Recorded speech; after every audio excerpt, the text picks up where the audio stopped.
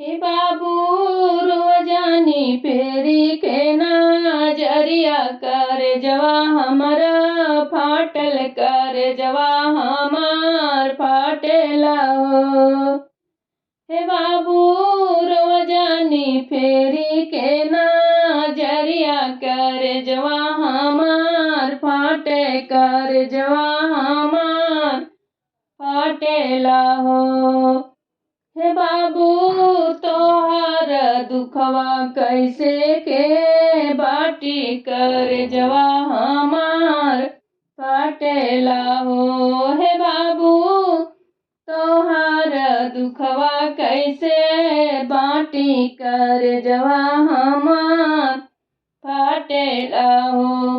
हे बेटी बनने में गी मरी गे तोहार मैया तो नैया कैसे खेवनी न हो।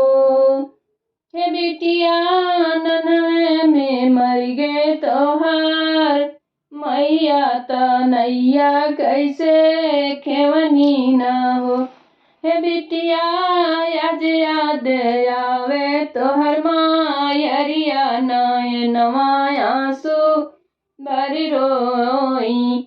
हे बिटिया आज याद आवे तोहर मायरिया नयनवा भर के रोई नयनवा भर के रोई न हो।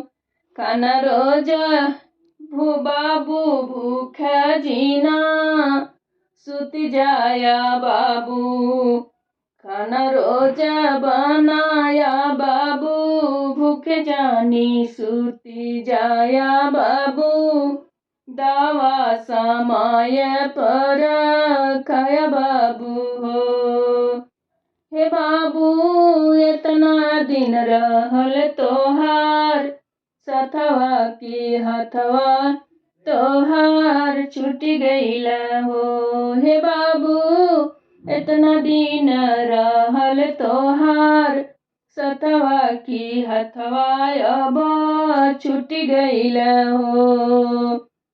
हे बाबू रोजानी फेरी के नजरिया हे बाबू रोजानी फेरी के नजरिया नयनवा हमार फर के नयनवा हमार फर के लाहो।